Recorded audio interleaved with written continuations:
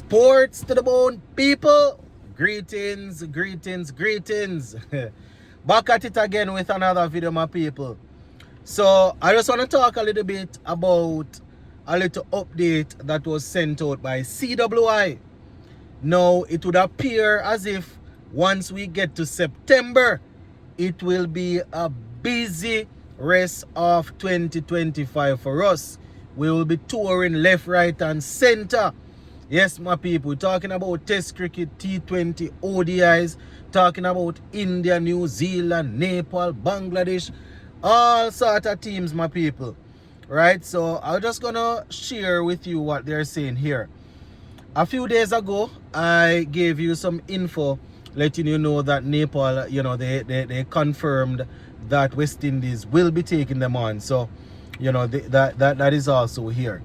So I am on the CWI official website, and the headline says West Indies men embark on overseas campaigns to end 2025. Right, so it says the West Indies senior men's team embark on a high-profile overseas tour, on high-profile overseas tours to complete a busy year of international cricket for 2025, following a bumper home series against Australia and Pakistan. So they say a historic 3-match T20 bilateral series against Nepal in Sharjah, right, will kick off the 22 international matches scheduled for the rest of the year across all formats. Right, so we have 22 international games across formats. So they say the men in maroon will commence their second fixture of the 25-27 ICC World Test Championship cycle, taking on India. Yes, my people. So we're going to take on India, talking about October 2 to 6 and then October 10 to 14. Right? They said the team's first test tour to India since 2018.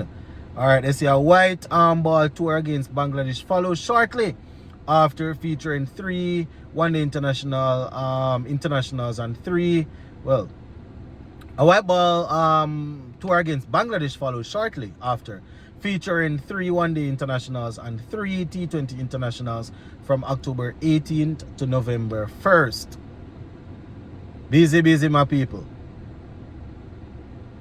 So they say the regional team closes out the year with an all-format tour of New Zealand from November 5th to December 22nd, comprising 5 T20 internationals, 3 one-day internationals, and 3 test matches.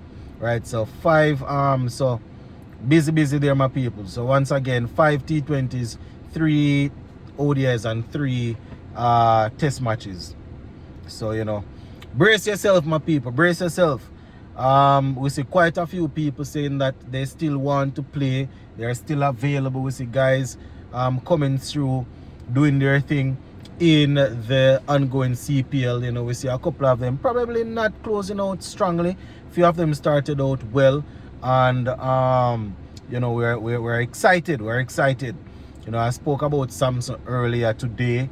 I didn't even remember that it was Samson and another youngster. I think James was the same. I think his name is James from Trinidad and Tobago.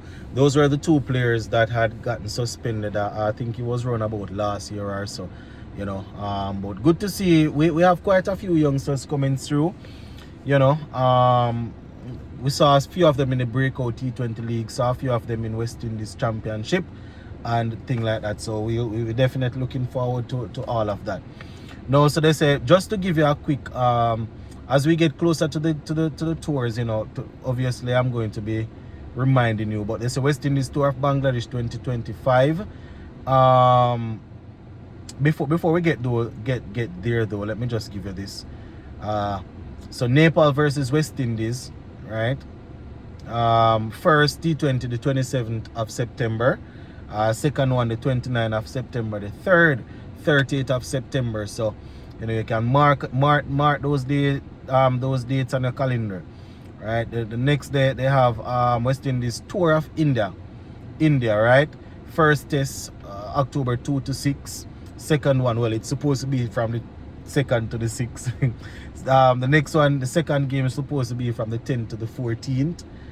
We could win or they could win before then, huh? Next we have West Indies tour of Bangladesh 2025, right? Venues to be announced. We have the first ODI on the 18th, second one on the 20th of October, right? 18th of October the first, second one on the 20th of October, the third will be on the 23rd of October. Then we have the T20s, which will be the 27th, 30th of October, and the third one will be on the 1st of November, right? And then we have New Zealand. I tell you, busy time of people, right? We're starting off with the T20s, which will be 5th, 6th, 8th, 9th, and 12th of November. Then we have the one-day internationals, which will be the 15th, 18th, and the 21st of November. And next we have the tests, right? The 2nd to the 6th of December, 9th to the 13th for the second one, and the final one, 17th to the 21st of December, right? And as we said, we probably, you know, we can win those games before the 5 days are, as well as New Zealand can, right? You know, so they said the squads for respective series against Nepal and India will be released shortly. So we are definitely anticipating that. You know, that's going to spark another debate as it relates to who should be selected or who shouldn't be selected. Yeah, just wanted to give you that quick update. Before we go though, my people, I just want to say that, you know, before we go, I just want to remind people that the CPL, it is here to entertain us, and it is nice that we see a few West Indies youngsters coming through. But I see where a few people, you know, I see where a couple of comments in the comment section, I see where a couple of people are saying that enough youngsters aren't getting a chance to play, you know, and they keep on bringing in wash-up overseas players and things like that. But we have to remember that franchise cricket is not owned, CPL is not owned by CWI now. Obviously, they are partnering with CWI.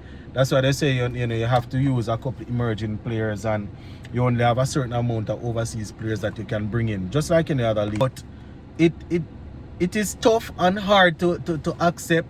But let us be reminded that franchise cricket, probably India, because they govern everything what they do. Probably franchise cricket is not organized to really and truly save or improve West Indies cricket, right? Let me say that.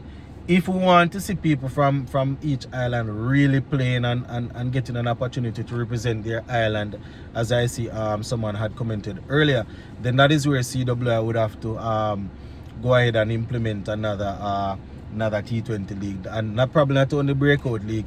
You know, obviously we don't want the bag of T20 leagues in the region, right? But I'm just saying that is how you do it, right? Either find a way to play more 50 over games or more 4-day games or more T20 if you want it to be region. But we can't really hold CPL accountable, right?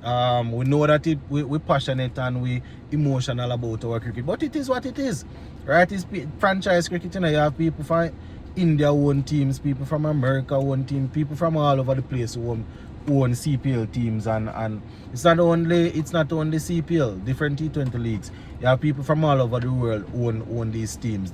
Man them not really busy about the international team.